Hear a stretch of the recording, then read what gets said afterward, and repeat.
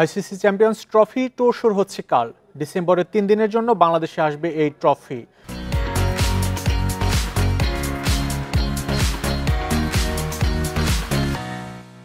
দীর্ঘ 8 বছর বিরতির পর আবারও মাঠে গড়াচ্ছে চ্যাম্পিয়ন্স ট্রফি। আইসিসির এই একটি টুর্নামেন্টে সেমিফাইনালে খেলার গৌরব আছে বাংলাদেশের।